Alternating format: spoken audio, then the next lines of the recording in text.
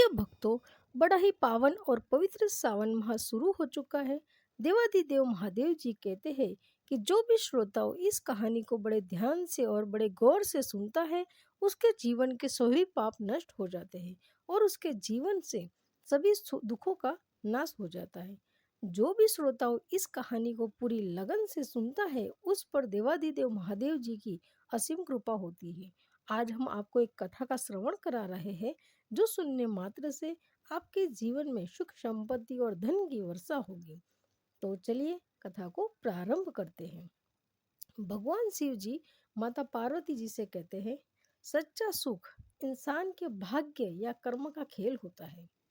फिर माता पार्वती जी पूछती है, हे भोलेनाथ जी, इंसान का सच्चा सुख भाग्य या कर्म का खेल पर क्यों निर्भर रहता है?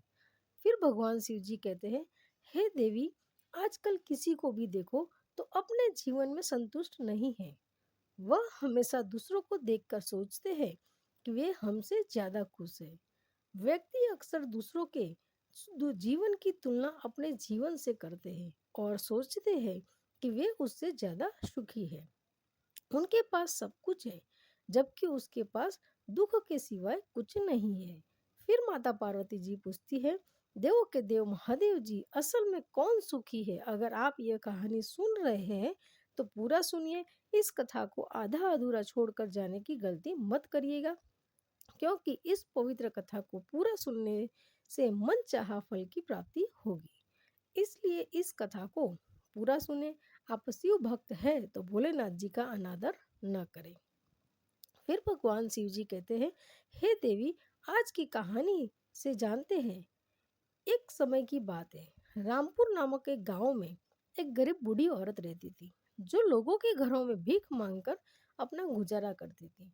हर बार की तरह वह एक लकड़ेहार के घर भीख मांगने जाती है। वह देखती है कि लकड़ेहार के परिवार कितना बड़ा है।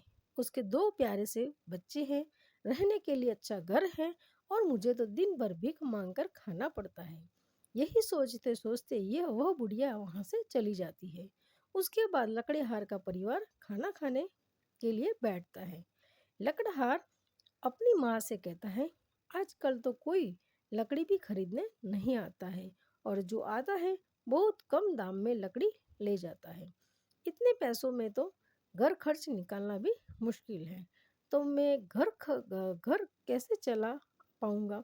अब उसकी माँ कहती है, तुम जाकर अपने बापू के मालिक से क्यों नहीं मिलते? लकड़हार कहता है, क्या पता वह हमारी मदद करे भी या न करे। तो माँ कहती है, तुम एक बार जाकर तो देखो। वह सेठ के पास जाकर अपनी परेशानी बताता है और कुछ कर्ज मांगता है। सेठ कहता है, ठीक है बेटे, बैठिए, कुछ देर बाद पैसे जमा होते ही तुम्हें दे दूंगा। सेठ व्यापारी को पैसे ब्याज पर भी देता था। कुछ देर बाद सेठ का बेटा नोटों के बंडल लेकर आता है, और उस बंडल में से सेठ कुछ पैसे लकड़ेहार को दे देता है और वहां से चला जाता है। जाते जाते वह सोचता है कि यहाँ पर मैं कुछ पैसों के लिए परेशान हूँ, और वहाँ सेठ के पास पैसा ही पैसा है। सेठ गांव का एक छोटा व्यापारी था। उसकी छोटी सी किराने की दुकान थी, और वह भी किराने का सामान शहर की बड़ी दुकान से लाता था। हर बार की तरह वह सामान लेने के लिए शहर जाता है और दुकान के मालिक से कहता है कि सामान खरीदना है। तभी दुकान का मुनीम सेठ से कहता है कि नेताजी के घर सामान पहुंचा दिया है, और इस महीने का हमारा मुनाफा 10 लाख रुपए का हुआ है। तब गांव का सेठ सामान भरकर पैसे देकर वहां से जाने लगता है, और जाते जाते सोचता है, कहाँ हम गांव के 10-20 हजार में खेल रहे हैं और खुद को बड़ा सेठ समझ रहे हैं, पर लोग तो यहाँ लाखों रुपए का फायदा कमा रहे हैं।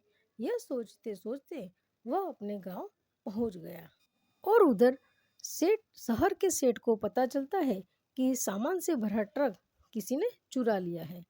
तब सेठ अपना आपा खो देता है, क्योंकि उसे बहुत बड़ा नुकसान होता है। कुछ देर बाद सेठ की दुकान पर नेताजी का संदेश आता है कि घर पर दावत है, आपको आना है। हम आपके लिए गाड़ी भेज देते हैं। सेठ को जाने की इच्छा तो नहीं थी, लेकिन नेताजी ने बुलाया है, इसलिए बहुत दुखी मन से तैयार होने लगा और गाड़ी में बैठकर चला गया। कुछ देर बाद नेताजी के घर पर गाड़ी पहुंच जाती है। सेठ देखता है कि कितनी भीड़ है, यहाँ पर तो मेरे लिए बैठने की भी जगह नहीं है। जैसे तैसे सेठ को बैठने की जगह मिल जाती है। वह देखता है कि शहर के बड़े बड़े लोग नेताजी के पास आए हैं। उसने उनसे हाथ मिला रहे हैं, बैठकर चाय पानी पी रहे हैं और बातचीत कर रहे हैं। असल में नेताजी खुश हैं, किसी चीज की कोई कमी नहीं है। कुछ देर बाद सेठ जी भी नेताजी से मिलते हैं, अपना लाया हुआ तोहफा नेताजी को देते हैं और बातचीत करते खाना खाकर अपने घर वापस चले जाते हैं। कुछ देर बाद दावत खत्म हो जाती है और नेताजी सोचने लगते हैं कि क्या सरदर्द है। दावत इसलिए करनी पड़ती है क्योंकि वे भी हमें दावत पर बुलाते हैं, वरना इतना खर्चा कौन करेगा। फिर वे अपने कमरे में चले जाते हैं। आराम करते करते नेताजी को याद आता है कि उन्हें किसी गांव में सरकारी अस्पताल की शुरुआत करने जाना है। यह सोचकर उनका सिर दर्द दर्द करने लगता है। वे अपने नौकर से कहते हैं कि सिर्फ दबा दे सर दबा दे और उसे पूछते हैं, तुम्हें क्या लगता है कौन असल जिंदगी में सुखी है। और अगली सुबह गांव के लिए रवाना हो जाते हैं। रास्ते में भी गाड़ी से एक बूढ़ी औरत को देखते हैं और वो अपने नौकर से कहते हैं, देखो, असल जिंदगी में तो यह बूढ़ी बुढ़िया खुशी है। इससे ना ही कोई सिर दर्द है और ना ही किसी घाटे या फायदे का डर है। ये वही बुढ़िया थी जिसने लकड़ेहार को सबसे सुखी इंसान माना था। फिर भगवान शिव कहते हैं, हर इंसान अपनी जगह पर खुश है, बस वह अपने से अमीर व्यक्ति को देखकर दुखी हो जाता है। लेकिन एक बात समझने वाली है कि धनवान होना इसका मतलब यह नहीं है कि खुश रहना। हर इंसान को अपनी जगह खुश रहना चाहिए और इसलिए इंसान को हमेशा अपनी से जो गरीब लोगों को देखकर जिंदगी जीनी चाहिए, क्योंकि इंसान तभी सुखी रह सकते हैं जब उसे जिंदगी में सब सही लगे। और जब कभी भी दुखी मन लगे तो उसे गरीब लोगों की तरफ देखना चाहिए। क्या पता कि इंसान उनके सपनों की जिंदगी जी रहे हो। फिर भगवान शिव जी कहते हैं, इस कहानी से इंसान को दूसरी सीख यह मिलती है कि क्या होगा अगर इंसान को जो चाहे वह मिल गया तो, और क्या वह उस पद को संभाल भी पाएंगे या नहीं। तो चलिए कहानी प्रारंभ करते हैं। एक गांव में एक राजा था जो बहुत ही दयावान था और हमेशा अपनी प्रजा की मदद करता था। एक बार गांव में कुश्ती की प्रतियोगिता होती है, तो दोनों पहलवान बहुत देर तक कुश्ती लड़ते रहे। कोई भी हार मानने को तैयार नहीं था और दोनों बराबरी पर थे। काफी समय बीत जाने के बाद राजा ने कहा कि दोनों को विजेता घोषित किया जाए। लोग खुश हो गए क्योंकि कोई भी हारा नहीं था और दोनों को बराबर इनाम मिला। लेकिन यह बात गांव-गांव में फैल गई कि राजा सही निर्णय नहीं ले पाता और उसका शासन अच्छा नहीं है। यह बात राजा तक भी पहुंची और उसने कहा कि अगर किसी को लगता है कि वह बेहतर शासन कर सकता है तो वह अगले 1 महीने तक राज्य संभाले। कई लोग अपनी अपनी राय देने तब आए लगे। तब एक युवक ने कहा, महाराज, मैं राज्य को अच्छे से संभाल लूंगा और खुद को साबित कर दूंगा। राजा ने युवक को 1 महीने के लिए राज्य सौंप दिया और खुद दूसरे राज्य में चला गया। युवक सभा में बैठा और लोग अपनी समस्याएं बताने लगे। युवक को कुछ समझ नहीं आया और उसने लोगों को उसकी मांग के अनुसार चीजें दे दी। उसे लगा कि उसने सही निर्णय लिया और जरूरतमंद की मदद की। लेकिन इस बात का फायदा उठाने के लिए दूसरे राज्य के लोग भी आने लगे और युवक ने उन्हें भी राज्य का धन दे दिया। इसके बाद हर कोई इस मौके का फायदा उठाने लगा। इस बार चोर डाकू के रिश्तेदार भी अपील करते हैं कि उन्हें छोड़ दिया जाए। तब राजा के मंत्री उस युवक से कहते हैं कि ऐसा मत करो, लेकिन वह उनकी बात नहीं सुनता और सभी कैदियों को छोड़ देता है। कुछ दिनों बाद राज्य में ही चोरी और दंगे होने लगते हैं और उस युवक को इसकी कोई खबर नहीं रहती। जब लोग उससे मिलने आते हैं और अपनी समस्याओं का हल मांगते हैं तो वह अपनी जिम्मेदारी निभाने की बजाय राज्य की संपत्ति बांट देता है। देखते ही देखते राज्य लावारिस की तरह हो जाता है। कोई भी राज्य में कुछ भी कर रहा हो था और महल में भी कुछ सही नहीं चल रहा था। जब राजा एक महीने के बाद वापस अपने राज्य में आता है तो राज्य के लोग अपनी जगह पर नहीं थे। राज्य उस युवक के शासन से ठीक तरीके से नहीं चल रहा था। जब राजा युवक से मिलते हैं तो वह कहता है, महाराज मुझे माफ कर दीजिए, मुझे राज्य संभालना नहीं आता है। अब आप ही अपना राज्य संभालें। राजा ने केवल 30 दिनों में ही राज्य को पहले जैसा बना दिया। इससे हमें यह सीख मिलती है कि अगर हम दूसरों की सुनेंगे तो अपनी पहचान खतरे में डाल देंगे। इसलिए जो जिसकी जगह है वही सही है और जो कार्य में हमें आता है हमें वही करने की कोशिश करनी चाहिए। फिर भगवान शिव जी कहते हैं, तीसरी सीख यह है कि व्यक्ति जैसे है वैसे ही उसके लिए सही है। अगर इंसान दूसरों को देखकर जीना शुरू कर देंगे तो ना ही वह अपनी जिंदगी अच्छी तरीके से जी पाएंगे और ना ही उसके जैसी जिंदगी जिसके बारे में उसने कुछ पता ही नहीं है। तो चलिए एक कहानी के माध्यम से जानते हैं।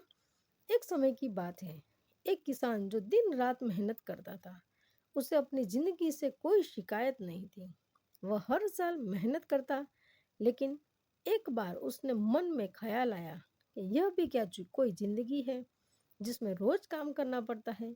उसे लगता है कि मुझसे तो पशु पक्षी ही अच्छे हैं जो आराम से अपना जीवन जीते हैं और वह घर जाकर खाना खाकर सो लेते हैं। और सोचता है कि काश मुझे ऐसी कोई शक्ति मिल जाए जिससे मैं तो चाहूँ वह बन सकूं। सोचते सोचते हो जाता है। सपने में भी देखता है कि वह हमेशा की तरह अपने खेत में काम कर रहा है और एक चिड़िया को देखकर सोचता है कि काश मैं चिड़िया बन जाऊं। अचानक वह चिड़िया बन जाता है और बहुत खुश हो जाता है। उसे यकीन ही नहीं होता कि उसकी सोच सच में हो गई। चिड़िया का जीवन जीते हुए उसे कई मुश्किलों का सामना करना पड़ता है, जैसे अपना घर बनाना। इससे बहुत थक जाता है और सोचता है कि काश मैं एक आजाद बादल बन जाऊं जो कहीं भी जा सके। लेकिन जब वह बादल बन जाता है तो तेज हवा उसे बहा ले जाती है और वह अपनी मर्जी से कहीं नहीं जा पाता। उसे लगता है कि ऐसा तो नहीं होना चाहिए था। मैंने तो सोचा था कि मैं अपनी मर्जी से कहीं पर भी जा सकूंगा, लेकिन यहाँ तो मुझे कोई और ही ले जा रहा है। तब वह सोचता है कि इससे अच्छा तो मैं हवा बन जाऊं, फिर मैं भी जिसे चाहूं उसे उड़ाकर ले जा सकता हूँ। मुझसे शक्तिशाली और कोई नहीं होगा। वह अपने अंदर बहुत सारी ऊर्जा का स्रोत महसूस कर रहा था। उसे लग रहा था कि अब मैं आम इंसान नहीं हूँ, जिसे चाहे उसे मैं उठाकर ले जा सकता हूँ अपने तेज बहाव से। फिर वहाँ देखता है कि एक पहाड़ है। उसे लगता है कि इस पहाड़ को भी उड़ाकर ले जा सकता हूँ। लेकिन जब पहाड़ से टकराता है तो उसे लगता है कि असली शक्तिशाली तो यह पहाड़ है जो मुझे भी रोक रहा है। लेकिन इस बार वह कुछ अलग ही सोचता है। वह सोचता है कि एक ऐसी कश्ती बन जाओ जो तेज हवा का भी सामना कर सके, उस पहाड़ की तरह। लेकिन जब कश्ती बन जाता है तब पहाड़ में समुद्र में एक तूफान आ जाता है और वह नाव हवा के झोंकों से इधर उधर होने लगती है। तब वह सोचता है कि मुझे तो वापस इंसान बनना है, मैं डूबना नहीं चाहता। लेकिन इस बार वह अपने असली रूप में नहीं आ पाता और पानी में डूबने लगता है। जब वह पानी में डूबने लगता है तो बहुत चिल्लाता है और इंसान बनने की इच्छा व्यक्त करता है, लेकिन फिर भी इंसान नहीं बन पाता और डूबने के डर से चिल्लाने लगता है।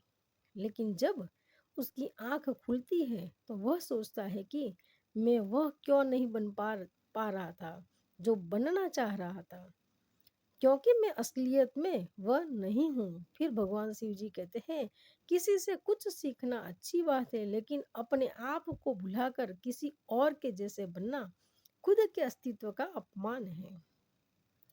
इंसान भूल जाओ कि सब में एक खासियत है जो उसे खास बनाती है, वह जैसे वैसे ही ठीक है।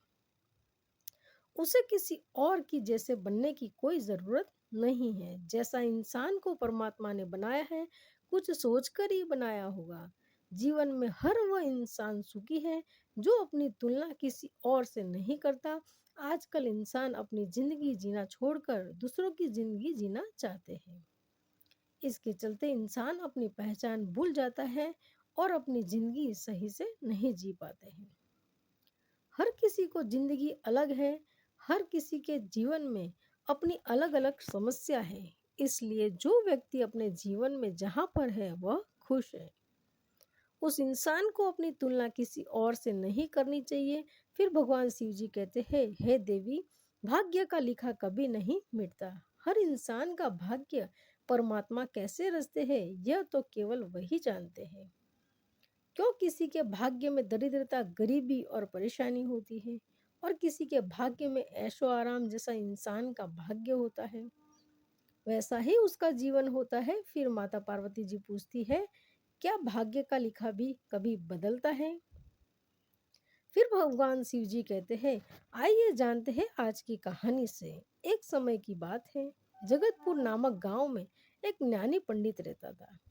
एक दिन उसने सोचा कि वह अपने बचपन के मित्र से मिलकर आए। अगले ही दिन वह अपने मित्र से मिलने उसके गांव जाने लगा। उसका वह दोस्त बचपन से ही एक पैर से अपाहिज और जुबान से गूंगा था। पंडित ने गांव गांव से उसके दोस्त का घर काफी दूर था। वहां जाने के लिए बीच में ये कई छोटे छोटे बड़े गांव पड़ते थे। पंडित रास्ते में अपनी खुशी में चल रहा था क्योंकि वह लंबे समय के बाद अपने दोस्त से मिलने जा रहा था। चलते चलते उसकी मुलाकात एक व्यक्ति से होती है जो पंडित के साथ सफर में चलने लगता है। उस आदमी को देखकर पंडित सोचने लगता है, चलो अच्छा हुआ, रास्ता आसानी से कट जाएगा। पंडित जी खुशी से उस व्यक्ति से उसका नाम पूछते हैं। उस व्यक्ति ने अपना नाम हंसराज बताया। पंडित जी को यह नाम कुछ अजीब लगा, लेकिन उन्होंने इस पर ज्यादा ध्यान नहीं दिया। अब दोनों धीरे धीरे चलने लगे। रास्ते में एक छोटा सा गांव आता है। गांव के प्रवेश द्वार पर पहुंचते ही हंसराज पंडित जी से कहते हैं, आप आगे चलिए, मुझे गांव में काम है, मैं वहां काम निपटा कर आपसे मिलता हूँ। पंडित जी कहते हैं, ठीक है। और वो वहां से चलने लगते हैं। कुछ ही देर बाद खबर फैलती है कि किसी व्यक्ति को बैल ने कुचल दिया है। जैसे ही बैल ने उस व्यक्ति को कुचला था, कुछ देर बाद ही हंसराज पंडित जी के पास वापस आ जाता है। फिर दोनों चलना शुरू कर देते हैं। चलते चलते वे दोनों एक गांव के मुख्य द्वार पर पहुंच जाते हैं। गांव के बाहर एक बहुत सी बड़ा आलीशान घर दिखाई देता है। वहां पर आराम करने की सुविधा काफी अच्छी लग रही थी। पंडित के दोस्त का घर अभी भी वहां से दूर था और रात होने के कारण पंडित हंसराज से कहते हैं, रात होने वाली है तो सारा दिन सफर करने से तुम भी थक गए होंगे और भूख भी लगी रही होगी, तो यहाँ पर हम भोजन करके यहीं पर ही विश्राम करते हैं और आगे का सफर हम अगली सुबह जारी रखेंगे। हंसराज ने कहा, ठीक है, मुझे भी यहाँ पर किसी को कुछ पैसे देने हैं। तुम भोजन करके आराम करो, मैं थोड़ी देर बाद आकर भोजन कर लूँगा। इतना कहकर वह वहाँ से चला जाता है। लेकिन उसके जाते ही कुछ देर बाद गांव में धुआं उठता हुआ दिखाई देता है और देखते ही देखते पूरे गांव में आग लग जाती है।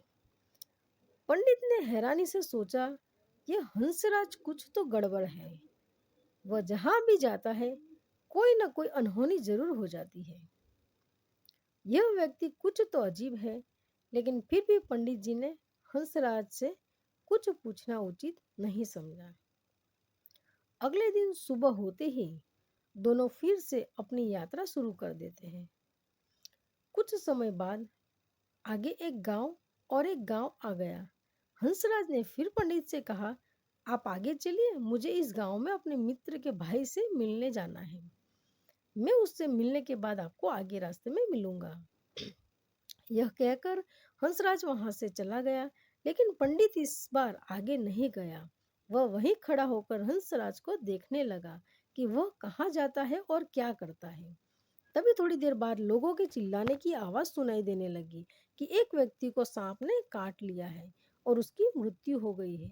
ठीक उसी समय हंसराज फिर पंडित के पास पहुंच गया, लेकिन इस बार पंडित से रहा नहीं गया और उसने हंसराज से पूछ लिया कि तुम जिस भी गांव में जाते हो वहां कोई न कोई अनहोनी जरूर हो जाती है। क्या तुम मुझे बता सकते हो ऐसा क्यों हो रहा है? तब पंडित हंसराज मुस्कुराते हुए पंडित जी से पूछने लगा, आप तो मुझे बहुत ज्ञानी मालूम पड़े थे, इसलिए मैं आपके साथ चलने लगा था, क्योंकि ज्ञानियों का साथ बहुत अच्छा होता है। परंतु आप अभी तक नहीं समझ पाए कि मैं कौन हूँ। पंडित ने कहा, मुझे पहले से ही शंका थी, तुम कोई आम व्यक्ति नहीं हो। अगर आप ही अपना परिचय देते तो मुझे आसानी हो जाएगी। तब हंसराज ने कहा, जवाब दिया कि मैं लोगों के प्राण हरने वाला यमदूत हूँ और यमराज की आज्ञा से लोगों के प्राण हरण करता हूँ जिनकी उम्र पूरी हो चुकी है। पंडित को पहले से ही इस बात की आशंका थी, फिर भी हंसराज के मुंह से बातें सुनकर पंडित जी कुछ क्षण के लिए घबरा गए, लेकिन फिर भी हिम्मत करके पूछते हैं कि अगर तुम सच में कोई यमदूत हो तो मुझे बताओ अगली मृत्यु किसकी है। हंसराज ने बड़ी सरलता से जवाब दिया कि अगली मृत्यु तुम्हारे उसी मित्र की है जिससे तुम मिलने जा रहे हो और तुम ही उसकी मृत्यु का कारण बनोगे। यह बातें सुनकर पंडित सहम गया और सोच में पड़ गया कि अगर सच में यह यमराज का भेजा हुआ दूत है तो उसकी बात भी सच होगी और उसके कारण मेरे बचपन के सबसे अच्छे मित्र की मृत्यु हो जाएगी। तो अच्छा ही होगा कि उससे मिलने की बजाय वापस अपने घर चला जाऊं। कम से कम मैं अपने मित्र की मृत्यु का कारण तो नहीं बनूंगा। हंसराज ने मुस्कुराते हुए कहा, तुम जो सोच रहे हो वह सब मुझे पता है, मगर तुम्हारी अपने मित्र से मिलने जाने की नियति नहीं बदल जाएगी। तुम्हारे मित्र की मृत्यु तो निश्चित है और वह आगे ही कुछ समय में घटित होने वाली है। हंसराज के मुंह से ऐसी बातें सुनकर पंडित को झटका लगा, क्योंकि हंसराज ने पंडित के मन की बातें जान ली थी, जो कि एक सामान्य व्यक्ति के लिए संभव नहीं है। अब पंडित को विश्वास हो गया था कि यह हंसराज सचमुच में यमदूत ही है। जब पंडित को यहाँ पूर्ण विश्वास हो गया कि हंसराज सच में यमदूत है, तो वह घबरा गया। वह अपने मित्र की मृत्यु का कारण नहीं बनना चाहता था, इसलिए वह पलटकर अपने गांव की तरफ वापस जाने लगा। लेकिन जैसे ही पंडित वापस जाने के लिए मुड़ा, उसने देखा कि उसका मित्र तेजी से उसकी तरफ चला आ रहा है और पंडित को देखकर अत्यंत प्रसन्न दिखाई दिखाई पड़ रहा है।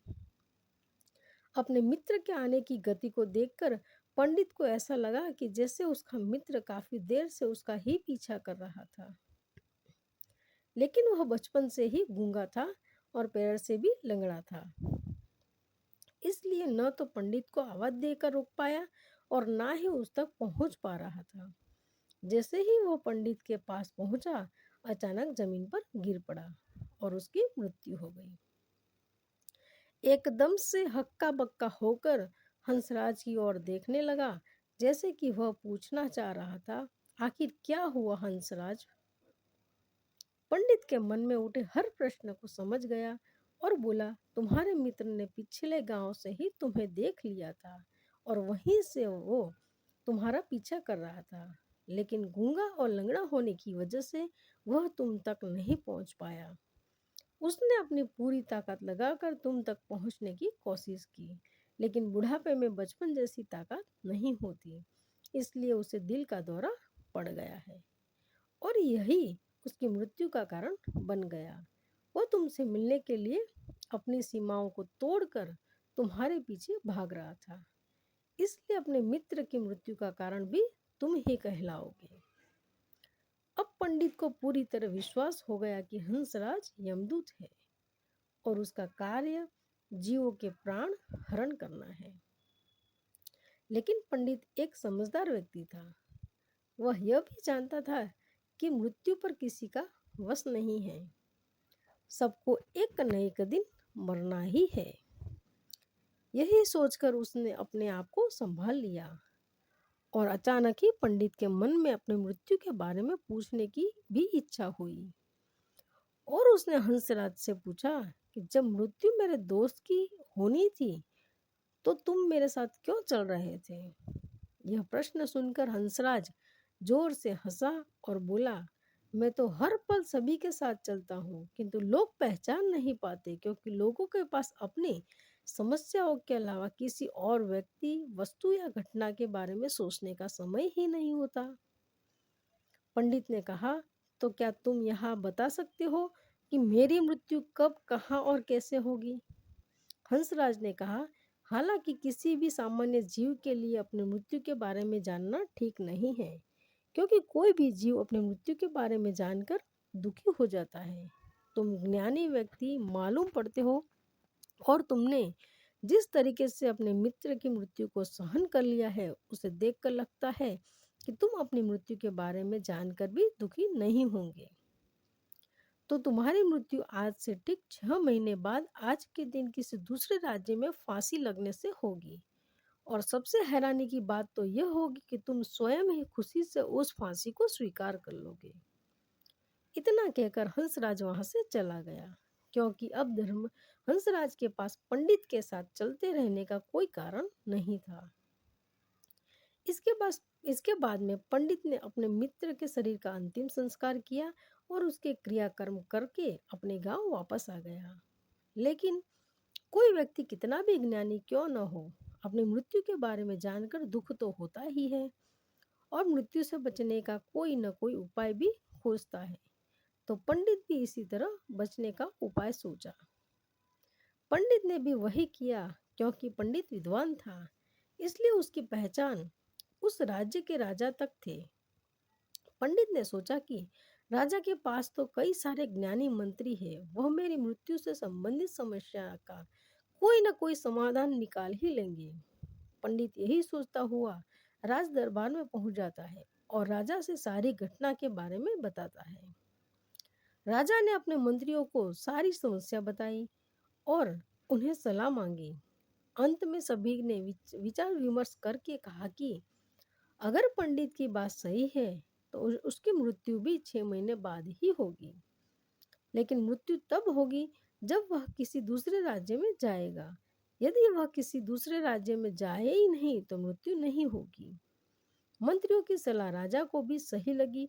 इसके बाद पंडित ने महल में ही रहने की सारी व्यवस्था कर ली। राजा के आदेश के बिना उसे किसी को मिलने नहीं दिया जाता था, लेकिन पंडित कहीं भी जा सकता था, ताकि पंडित को न लगे कि वह राजा के महल में है। परंतु पंडित डर के मारे स्वयं ही कहीं आता जाता नहीं था। धीरे धीरे महीने गुजर गए और पंडित की मृत्यु का समय नजदीक आने लगा और अतः वह दिन भी आ गया जिस दिन पंडित की मृत्यु होनी थी। उसी रात पंडित डर के मारे जल्दी सो गया, ताकि जल्दी से वह रात बीत जाए और अगले दिन आ जाए, ताकि मृत्यु टल सके। लेकिन पंडित को नींद में चलने की बीमारी थी और वह अपनी बीमारी के बारे में वह स्वयं ही नहीं जानता था। तो फिर राजा के मंत्री या उसी भेद को इसके बारे में बताने का कोई प्रश्न ही नहीं उठता था। पंडित अपनी मृत्यु को लेकर बहुत चिंतित था। वह पिछले कई दिनों से ठीक से सोया भी नहीं पा रहा था और नींद में चलने की बीमारी भी उससे तभी होती है जब व्यक्ति को ठीक से नींद नहीं मिलती, तो उसे रात में नींद में चलने का दौरा पड़ता है। वो उठा और महल में से निकलकर अस्तबल में गया। क्योंकि पंडित राजा का खास माना जाता था, इसलिए कोई भी पहरेदार ने उसे नहीं रोका और ना ही किसी तरह किसी ने कोई पूछताछ की। अस्तबल में पहुंचकर वहां सबसे तेज चलने वाले घोड़े की पीठ पर सवार होकर नींद में ही अपने राज्य की सीमा से बाहर दूसरे पड़ोसी राज्य में चला गया। इतना ही नहीं, वहां दूसरे राज्य में जाकर राजा के महल में पहुंच गया। उसे महल के पहरेदारों ने भी नहीं रोका और ना ही पूछताछ की। सभी लोग रात्रि के अंतिम प्रहर में गहरी नींद में थे। महापंडित सीधे राज्य के सैन्य के कक्ष में पहुंच गया, जहां राजा और रानी सो रहे थे। वहीं पर पंडित भी जाकर सो गया। सुबह जब राजा ने देखा कि पंडित रानी के बगल में सोया हुआ है, तो वह बहुत क्रोधित हो गया। उसने पंडित को गिरफ्तार करने का आदेश दिया। पंडित को गिरफ्तार कर लिया। लेकिन पंडित बहुत हैरान था। उसे समझ नहीं आ रहा था कि वह दूसरे राज्य में और राजा के महल में कैसे पहुंचा। लेकिन उसकी बात सुनने वाला कोई नहीं था। राजा ने पंडित को दरबार में पेश करने का आदेश दिया। कुछ देर बाद पंडित को दरबार में लाया गया। पंडित को देखते ही राजा इतना इतना गुस्से में आ गया कि उसने पंडित को फांसी देने का हुक्म सुना दिया। फांसी की सजा सुनकर पंडित डर गया, लेकिन फिर भी थोड़ी हिम्मत जुटाकर राजा से बोला, महाराज, मुझे नहीं पता कि मैं राजमहल कैसे पहुंचा। मैं यह भी नहीं जानता कि आपके कक्ष तक कैसे आया। आपके महल में किसी पहरेदार या सैनिक ने मुझे रोका क्यों नहीं। लेकिन इतना जरूर जानता हूँ कि आज मेरी मृत्यु होने वाली है, जो अब होने जा रहे हैं। राजा को यह बात थोड़ी अजीब लगी। उसने पंडित से पूछा, तुम्हें कैसे पता कि आज तुम्हारी मृत्यु होने वाली है। राजा के इस प्रश्न के जवाब में पंडित ने पिछले 6 महीने की सारी घटना राजा को सुना दिया और बोला, महाराज, किसी भी सामान्य व्यक्ति को यह एहसास नहीं होगा कि वह राजा के महल में जाकर राजा की उपस्थिति में रानी के साथ सोए। राजा को पंडित की बात में थोड़ी सच्चाई नजर आई, लेकिन उसने सोचा कि यह पंडित अपनी मृत्यु से बचने के लिए हंसराज और उसकी भविष्यवाणी की कहानी बना रहा है। राजा ने पंडित से कहा, यदि तुम्हारी बात सही है और आज तुम्हारी मृत्यु का दिन है, जैसे कि हंसराज ने तुम्हें बताया था, तो आज तुम्हारी मृत्यु का कारण मैं नहीं बनूंगा। लेकिन यदि तुम्हारी बात झूठी निकली तो निश्चित ही आज तुम्हारी मृत्यु का दिन होगा, क्योंकि जिस राज्य से तुम आए हो उसके राजा मेरे मित्र है। इसलिए राजा ने तुरंत अपने सैनिकों को पड़ोसी राजा के पास भेजकर पंडित की बात की सत्यता का प्रमाण मांगा। सैनिक शाम तक लौटे और उन्होंने राजा को बताया कि महाराज, पंडित जो कुछ भी कह रहा है वह सत्य है। पड़ोसी राज्य के राजा ने पिछले 6 महीने से पंडित के रहने की सारी व्यवस्था अपने महल में ही की थी। पंडित राजा का खास मेहमान था।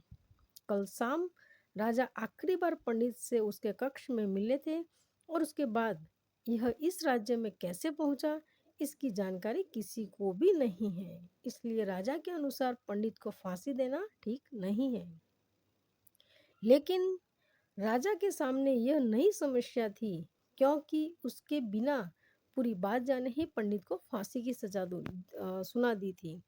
अगर उसने फांसी नहीं दी तो राजा का वचन का अपमान हो जाएगा, लेकिन अगर राजा की बात का मान रखा जाए तो बेवजह एक निर्दोष व्यक्ति की जान चली जाएगी। राजा ने अपने सभी मंत्रियों से इस बारे में सुझाव मांगा। मंत्रियों ने सुझाव दिया कि महाराज, पंडित को एक कच्चे सूत के धागे से फांसी लगवा दी जाए। इससे आपका कथन का भी अभिमान रह जाएगा और कच्चे सूत से धागे से पंडित को फांसी नहीं लगेगी और उसके प्राण भी बच जाएंगे। राजा को मंत्रियों का यह सुझाव पसंद आया और उसने ऐसा ही करने का आदेश दे दिया। पंडित के लिए कच्चे सूत के धागे से फांसी का फंदा बनाया गया और नियम के अनुसार पंडित को फांसी पर चढ़ाया जाने लगा। सभी लोग बहुत खुश थे कि ना तो पंडित मरेगा और ना ही राजा का वचन खाली जाएगा। पंडित को भी पूर्ण विश्वास था कि सूत के धागे से तो उसकी मृत्यु हो ही नहीं सकती। इसलिए वह इस पर चढ़ने के लिए तैयार हो गया। जैसा हंसराज ने भविष्यवाणी की थी कि तुम खुद ही अपनी फांसी को स्वीकार करोगे। लेकिन जैसे ही पंडित को फांसी दी गई, सूत का धागा तो टूट गया, लेकिन टूटने से पहले उसने अपना काम कर दिया था। पंडित के गले की एक नस सूत के धागे के झटके से कट चुकी थी और पंडित जमीन पर गिर पड़ा, तड़प रहा था। उसके गले से खून ही खून निकल रहा था और देखते ही देखते पंडित का शरीर पूरी तरह से शांत हो गया। सभी लोग आश्चर्यचकित थे और पंडित को मरता हुआ देख रहे थे। किसी को विश्वास नहीं हो रहा था कि कच्चे सूत के धागे से भी किसी इंसान की मृत्यु हो सकती है। लेकिन घटना घट चुकी थी। नियति ने अपना काम कर दिया था और हंसराज की भविष्यवाणी सच हो चुकी थी। श्रीमद् भागवत गीता में भगवान श्री कृष्ण जी ने कहा है, जो होना होता है वह होकर रहता है। हम चाहे कितनी भी सावधानी बरते, कितना भी उपाय कर ले, लेकिन घटना और घटना की पूरी प्रणाली पहले से ही तय होती है, जिसे हम जरा सा भी बदला नहीं सकते। शायद इसलिए परमात्मा ने हमें भविष्य जानने की शक्ति नहीं दी। इतना कहकर भगवान शिव इस कहानी को समाप्त करते हैं। इस वीडियो को बोलते समय कोई त्रुटि हो तो मुझे क्षमा करना। उम्मीद है कि आप सभी को यह वीडियो अच्छी लगी होगी, तो कमेंट में हर हर महादेव जरूर लिखिएगा। चैनल को सब्सक्राइब कीजिएगा। धन्यवाद।